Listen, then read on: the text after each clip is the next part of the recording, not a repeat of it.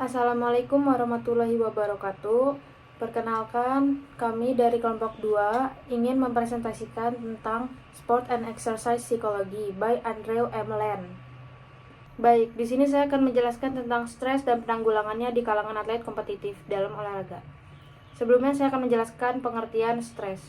Menurut Lazarus dan Volkmann pada tahun 1984, stres mengacu pada proses di mana individu mempersepsikan dan merespon peristiwa tertentu yang disebut stresor, yang mereka nilai sebagai tantangan atau ancaman. Stres dikonseptualisasikan sebagai sebuah transaksi antara seseorang dan lingkungan. Kedua, ada penilaian kognitif. Menurut Volkmann et al. Tahun 1986, penilaian kognitif telah didefinisikan sebagai sebuah proses di mana seseorang mengevaluasi apakah pertemuan tertentu dengan lingkungan relevan dengan kesejahteraannya, dan jika iya, dengan cara apa. Yang ketiga, ada definisi coping. Menurut Lazarus dan Volkmann tahun 1984, coping mengacu pada upaya kognitif dan perilaku yang terus berubah untuk mengelola tuntutan eksternal dan atau internal tertentu yang dinilai membebani atau melebihi sumber daya orang tersebut.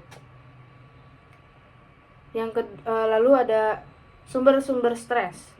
Sumber-sumber stres itu bisa dari komentar-komentar kritis, penonton, isu-isu seleksi, penekanan yang berlebihan untuk menang, lingkungan latihan, lawan, hubungan pelatih antara rekan tim, kesalahan fisik dan mental, keraguan diri akan bakat diri sendiri, cedera, tujuan dan ekspektasi pribadi, dan yang terakhir kurangnya kejelasan peran dan struktur peran. Oke, baik. Jadi di sini saya akan menjelaskan tentang isu-isu dalam model transaksional stres dan cara menanggulanginya. Salah satu cara untuk meningkatkan hubungan kita dengan stres adalah dengan memahami beberapa proses yang mendasarinya dan bagaimana proses tersebut mempengaruhi cara kita mencoba dan mengatasinya. Salah satu cara untuk memahaminya adalah melalui model transaksional stres dan penanganannya. Yang pertama, model transaksional stres dan penanganannya berpendapat bahwa pengalaman kita terhadap stres pada dasarnya adalah sebuah sistem. Yang pertama, penilaian, yang kedua, respon, dan yang ketiga, adaptasi. Stres merupakan hasil dari penilaian primer dan sekunder. Model transaksional stres dan penanganannya mengusulkan bahwa stres dialami sebagai penilaian evaluasi dari situasi yang kita hadapi. Secara khusus, model transaksional menyarankan kita melalui dua tahap penilaian sebelum merasakan dan menanggapi stres. Dalam penilaian utama kita mengevaluasi situasi untuk memutuskan apakah itu rival bagi diri kita sendiri. Secara khusus, kita mengevaluasi apakah itu akan membawa kemungkinan keuntungan atau kerugian. Jika tidak, kita tidak akan mengkhawatirkan atau memutuskan tidak relevan. Jika relevan, kita memutuskan apakah itu positif atau berbahaya. Oke, baik. Yang kedua, saya akan menjelaskan tentang apa sih yang menyebabkan stres dalam olahraga gitu. Yang pertama, stres dalam olahraga dapat disebabkan oleh berbagai faktor, baik dari dalam maupun dari luar, dari atlet serta lingkungan olahraga. Yang pertama, faktor dari dalam diri atlet. Nah, terlalu terpaku pada kemampuan teknis, pikiran negatif, dan kepuasan subjektif. Jadi bagaimana pemikiran gitu, atlet ingin menampilkan yang terbaik, dan pada akhirnya dia tidak bisa membatasi kemampuannya, dan begitupun sebaliknya ketika dia merasa gagal, dan itu akan menjadi pikiran juga, beban juga dalam pikirannya. Yang kedua, faktor dari luar dari atlet. Nah, tuntutan dari luar seperti orang lain, penonton, nah itu bisa menjadi salah satu faktor yang bisa menyebabkan stres gitu pada atlet. Terus yang ketiga, faktor lingkungan olahraga, hubungan yang sulit dengan rekan satu tim atau pelatih. Nah, jadi mungkin ada keretakan dalam sebuah tim yang dimana mungkin dia ngerasa nggak nyaman gitu teman-teman. Dan baik di situ juga mungkin dalam tim itu dia tuh ngerasa dikucilkan ataupun didiamkan. Nah, itu dia bisa ada rasa ketidaknyamanan terhadap semuanya gitu. Terus yang keempat, latihan intensitas tinggi. Nah, di mana mungkin jika dia akan melebihi kapasitas tubuh dapat menyebabkan stres oksidatif. Nah, mungkin di sini kayak misalnya latihan intensitas tinggi, kayak latihan terus kayak misalnya dia nggak berbagi waktu kayak weekend dia santai-santai. Nah, itu mungkin menjadi salah satu bakal menyebabkan stres dalam olahraga. Terus di sini juga bakal menjelaskan cara mengatasi stres di diri dalam atlet gitu. Yang pertama, beristirahat. Ya, berhenti sejenak dan beristirahat setelah berolahraga. Nah, jangan terlalu diporsir gitu. Jadi kita juga harus bisa istirahat sebentar itu. Terus melakukan hobi seperti mungkin kalian punya hobi yang bisa membuat hati kalian senang. Nah, itu kalian bisa coba buat mengatasi stres. Terus yang ketiga, latihan pernapasan. Nah, itu juga bisa buat diri tuh lebih rileks, santai gitu. Terus meditasi kesadaran. Meditasi kesadaran dapat membantu atlet tetap fokus dan hadir selama kompetisi. Nah, mungkin itu saja yang bisa saya jelaskan. Kurang lebihnya mohon maaf. Wabillahi taufiq wal hidayah. Assalamualaikum warahmatullahi wabarakatuh. Di sini saya akan menjelaskan materi tentang klasifikasi dan penanganan dan faktor penentu penanganan yang efektif pada atlet. Nah, jadi klasifikasi penanganan atau coping ada beberapa macam, yaitu yang pertama ada problem focus coping, yaitu penanganan yang berfokus pada masalah. Selanjutnya ada emotion focus coping, yaitu penanganan yang berfokus pada emosi. Selanjutnya ada avoidance focus coping, yaitu penanganan yang berfokus pada penghindaran. Yang keempat ada appraisal focus coping, yaitu penanganan yang berfokus pada penilaian. Dan yang terakhir ada preventative coping, atau penanganan preventatif. Nah, selanjutnya ada coping intervention atau intervensi coping.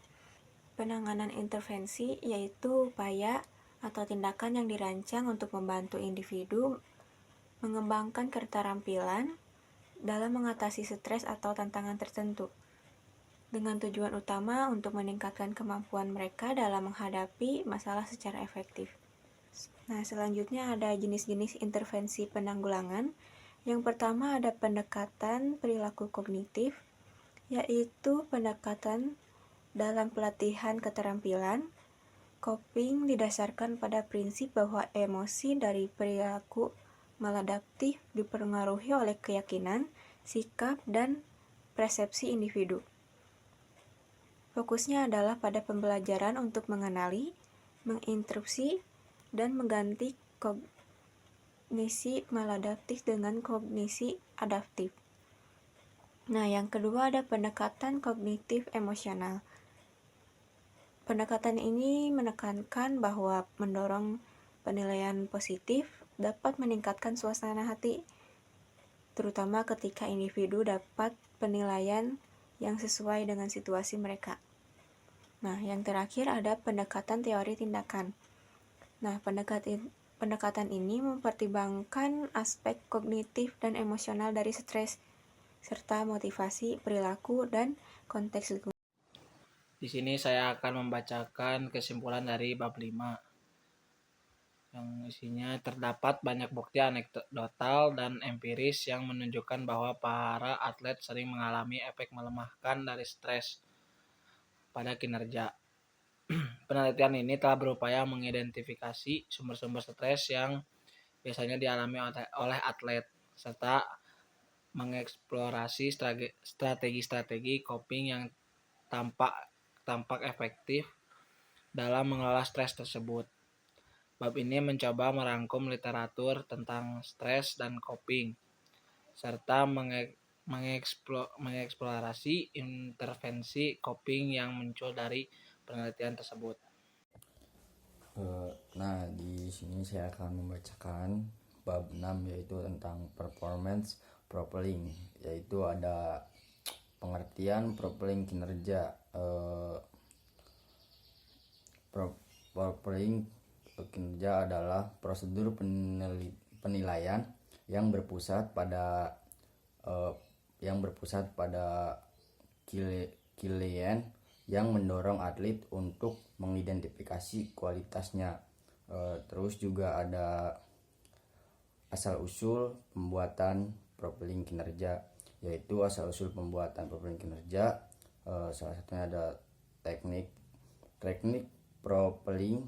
profil performa dikembangkan dengan digunakan oleh Dr. Richard Butler ketika bekerja dengan tim tinju Olimpiade Inggris menjelang Olimpiade Seoul 1988. Terus juga ada pembuatan profil kinerja yang isinya yaitu untuk fase pertama, profil performa diperkenalkan sebagai cara untuk membuat atlet menjadi lebih sadar akan atribut yang diperlukan untuk performa yang sukses dalam olahraga mereka, serta kekuatan dan kelemahan yang mereka rasakan. Fase kedua yaitu ketika menghasilkan kualitas yang menjadikan dasar profil. Prosedurnya berbeda untuk pengaturan kelompok dan individu. Baik, di sini saya akan menjelaskan mengenai variasi dalam prosedur profiling. Jadi mayoritas studi, misalnya Butter et al. Tahun 1993, Dale dan Weisberg 1996, dan kawan-kawan telah menggunakan prosedur dasar profiling kelompok yang diuraikan oleh Butter Hadley tahun 1992, di mana sesi brainstorming kelompok diikuti dengan produksi profil kinerja individu. Namun variasi dalam pembuatan kualitas profil, pemberian skor profil, dan implementasi profil kinerja telah terjadi. Sintesis literatur menunjukkan bahwa membandingkan atribut profil pelatih dengan atlet dapat terjadi dalam dua cara yang berbeda. Pelatih dan atlet dapat mengidentifikasi kualitas secara independen untuk atlet. Nah, kemudian menentukan bersama-sama 20 kualitas yang paling penting, menilai kualitas secara terpisah, dan kemudian mendiskusikan kesamaan dan atau perbedaan penilaian. Sebagai alternatif, atlet juga dapat menentukan kualitas dan kemudian memberikan kepada pelatih untuk ada keuntungan dan kerugian potensial dengan pendekatan perbandingan pelatih dengan atlet. Adalah keuntungan yang pertama, meningkatkan motivasi. Jadi jika perbandingan antara pelatih dan atlet ini positif, ini bisa memberikan motivasi kepada keduanya. Atlet menjadi semangat untuk berlatih dan pelatih juga menjadi bersemangat dalam melatih atletnya. Kemudian ada kedua, diskusi berbasis data.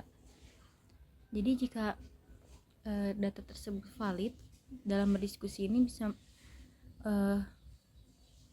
memperlancar komunikasi antara pelatih dengan atlet. Kemudian ada kerugian. Kerugiannya yang pertama, risiko konflik atau ketidakcocokan.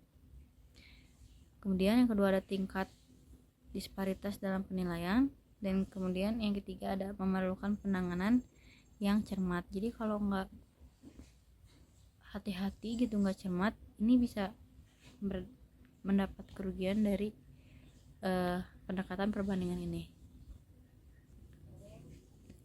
Kemudian materi yang selanjutnya adalah akar teoritis dari profiling kinerja. Yang pertama ada teori konstruksi pribadi Kelly di tahun 1995.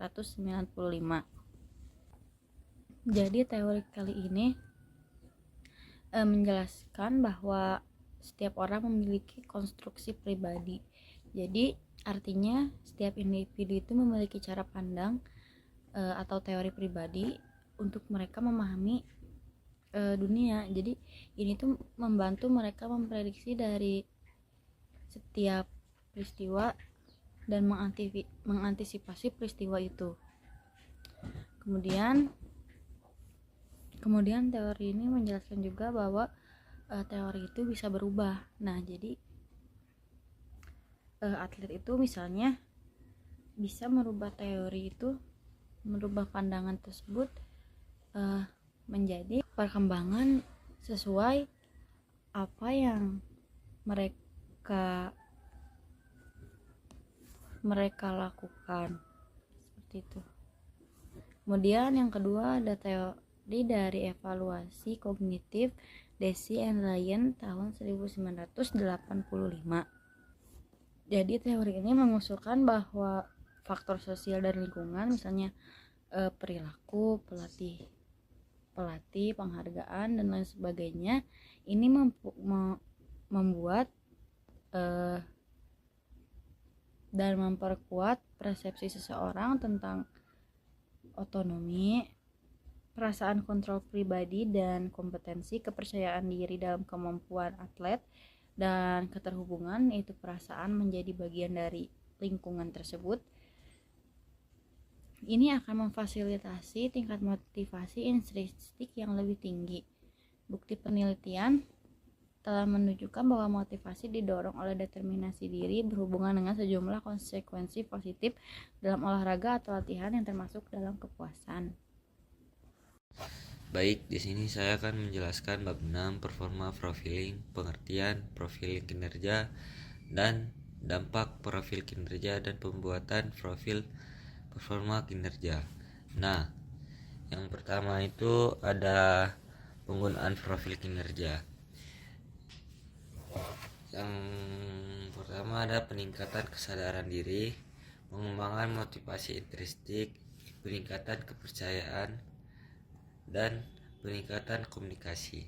Nah, yang pertama itu ada peningkatan kesadaran diri. Apa itu peningkatan kesadaran diri? Profil kinerja yang membantu atlet mengenal kekuatan dan kelemahan mereka sendiri, mendorong refleksi diri, dan mengeksplorasi kualitas yang dibutuhkan untuk sukses dalam olahraga. Dan yang kedua, pengembangan motivasi intrinsik itu apa sih? Kayak membantu atlet menetapkan tujuan personal dan meningkatkan motivasi intrinsik yang berkelanjutan, terutama dalam menghadapi tantangan kompetitif. Dan yang ketiga ada peningkatan kepercayaan diri, seperti profiling dapat meningkatkan efikasi dari atlet melalui umpan balik positif dan teknik persuasi yang mendorong keyakinan mereka terhadap kemampuan pribadi. Nah, yang keempat ada peningkatan komunikasi tim. Profiling digunakan untuk memperkuat komunikasi dalam tim, memperbaiki kerjasama, dan meningkatkan koordinasi dalam mencapai tujuan bersama. Nah, yang kedua ada dampak profil kinerja. Yang pertama itu ada tujuan dan arahan yang lebih jelas. Dan yang ketiga ada pemantau dan evaluasi berkala. Dan yang ketiga ada pengembangan keberanian dan kelemahan mental. Nah, yang pertama itu apa sih tujuan dan arahan yang lebih jelas? Nah, memberikan panduan bagi atlet dan pelatih dan menetapkan tujuan yang jelas dan terarah sesuai dengan kekuatan kebutuhan atlet. Dan yang kedua, pemantauan dan evaluasi berkala. Apa sih itu?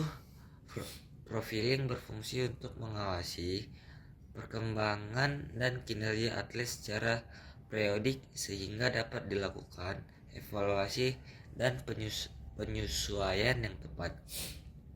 Dan yang ketiga ada pengembangan keberanian dan ketahanan mental, membantu atlet dalam mengelola tekanan kompetisi, meningkatkan fokus, dan membangun ketahanan mental.